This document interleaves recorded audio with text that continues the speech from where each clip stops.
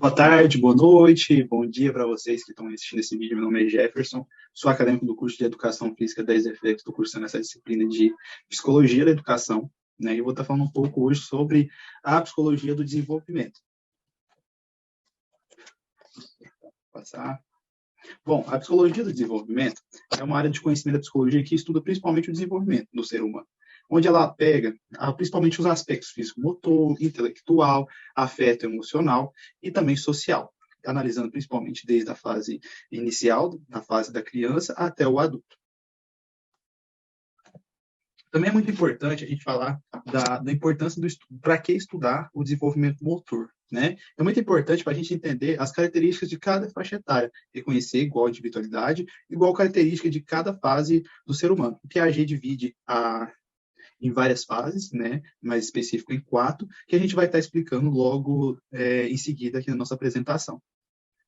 Fatores que influenciam principalmente o desenvolvimento humano. Primeiro, a gente tem a hereditariedade, que a gente tem a nossa carga genética, que a gente traz dos nossos familiares, dos nossos pais, né, que sabe principalmente o potencial do indivíduo de se desenvolver ou não. A gente tem um crescimento orgânico, que fala do aspecto físico da criança, do adolescente, né, que fala da inteligência, estudos mais recentes, e além fala do potencial do meio que ele condiciona.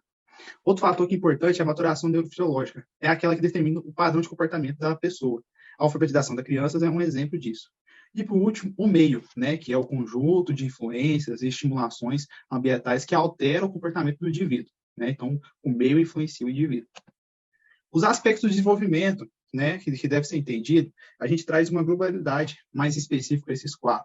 A gente traz o aspecto físico-motor como principalmente o crescimento orgânico, a maturação neurofisiológica da criança, e a gente vê cada vez mais, principalmente quando segura, a criança lá com 7 meses segura a chupeta, começa a segurar a mamadeira, essas são as características do aspecto físico-motor. Depois a gente tem o aspecto intelectual, que a gente parte para a parte do aspecto humano, o aspecto do pensamento, do raciocínio, o ato da criança pegar uma caneta, puxar uma vassoura, puxar algo. Esse é um exemplo do aspecto intelectual. Depois disso, a gente tem um aspecto do afeto emotivo, né? A gente traz principalmente a forma dele se viver com as suas experiências, né? A sexualidade entra nesse processo, a vergonha, o medo, a alegria, né? E tudo isso entra no afetivo emocional. E por último, a gente tem o social, que é a maneira que o indivíduo vai reagir com as situações que envolvem outras pessoas que estão ali no meio, perto dele. Como um grupo de pessoas, uma roda de conversas, uma roda de brincadeira, a gente tem um aspecto social.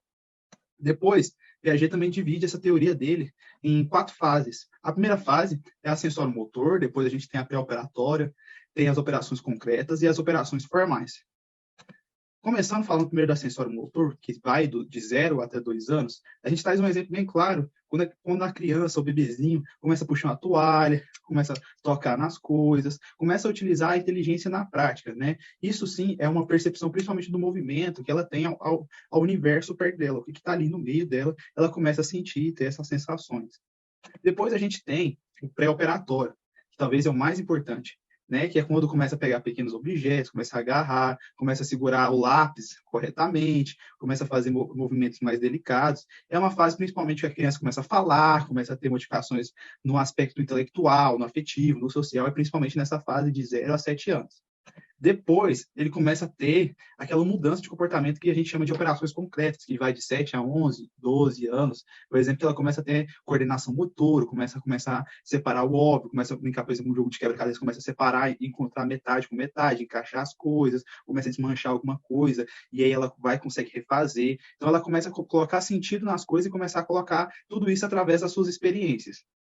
E, por último, a gente tem principalmente as operações formais, que vai ali, né, de 12 anos para frente, que a gente chama ali a fase da adolescência, onde o adolescente, a criança, ela vive conflitos, ela começa a ter a sua personalidade, começa a ter a aceitação de amigos ou barreiras de adultos, ela começa a ter, né, cada vez mais o seu vocabulário, começa a falar gírias, começa a querer se vestir como ela se interessa, né, e ela começa a ter ali a sua fase de personalidade, que a gente vai chamar de operações formais, segundo Piaget.